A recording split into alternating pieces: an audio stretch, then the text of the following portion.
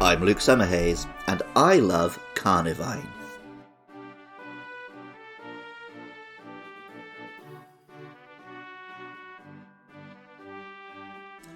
I don't think I'm alone in finding carnivorous plants fascinating.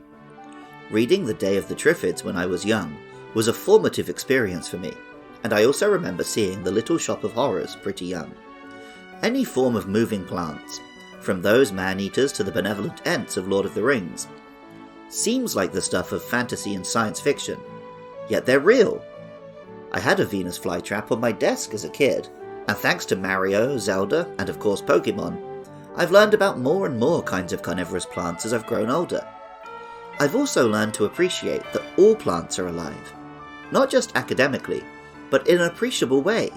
They move to follow the sun, not at our timescale, but at their own pace. They even communicate through their roots and help one another.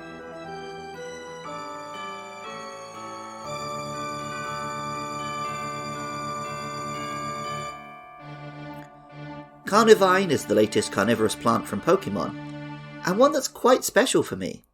I played Pokémon Diamond when it released in the UK, sometime after it had released in both Japan and even the States. I'd seen plenty of coverage in magazines and online, and the game felt very familiar to me. The Pokédex didn't surprise me for a long stretch of the game.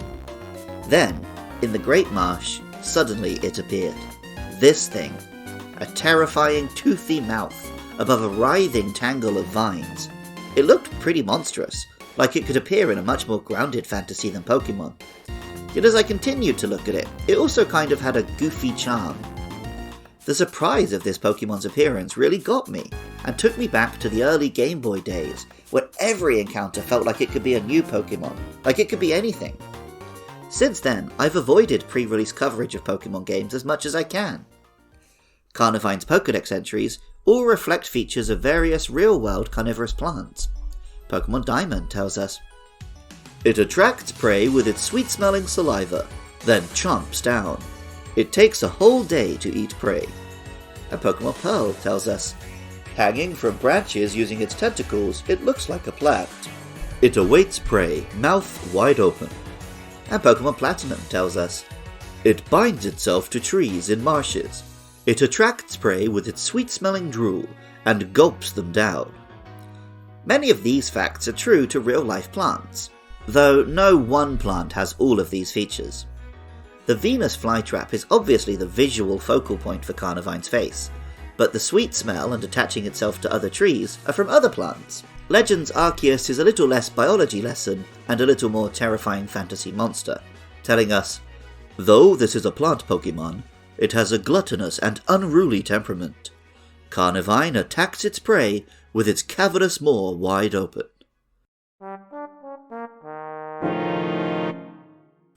Welcome back to Does Andy Remember Gen 4 Pokemon? And if so, does he have any thoughts about Carnivine. Carnivine is... No, that can't be the one I'm thinking of, is it? I thought it was a Gen 3 Pokemon. The big kind of floaty disc head with the vines. Yeah, the sort of floaty Venus flytrap. Oh, okay. No, weird. I guess maybe because it's kind of a bit like... Well, not a bit, there's nothing like the big dinosaur one. But I guess it's this gen's version of just a standalone grass kid. Yeah. What's the one I'm thinking of? The Tropius, that's the one. Yeah. Yeah. No, okay, fine. Yeah, I'll accept that it's from this gen. I'm sure you know your business. Yeah, I'm looking at the list as we speak. Yeah, Venus flytrap. I mean, there's not much you can say, is it? I mean, they're kind of creepy plants, really, aren't they? Yeah. Why do you want to eat flies? I don't want to eat flies. Why should you? The name Carnivine combines carnivore and vine. Amusingly, a Dragon Quest monster based on a carnivorous vine had the same name all the way back in 1992. The Japanese name is Muscipa, from the scientific name for a Venus flytrap, Dionaea muscipula, and the Japanese term Tsukipa, for gappy teeth. Carnivine does have gappy teeth, a feature of real Venus flytraps, which allows small bugs to escape, as they would not be worth the effort of digesting. Like people, Pokemon come in all shapes and sizes, and that's part of what makes them great. I love seeing new bears or cute and cuddly critters, but I hope I'll keep being surprised by horrifying monstrosities too. Music for Luke Loves Pokemon is by Jonathan Cromie. Artwork for the show is by Katie Groves. Writing, producing and editing is all by me, Luke Summerhays. And funding is provided by lovely listeners at patreon.com/podcastiopodcastius. I love it when you guys get in touch.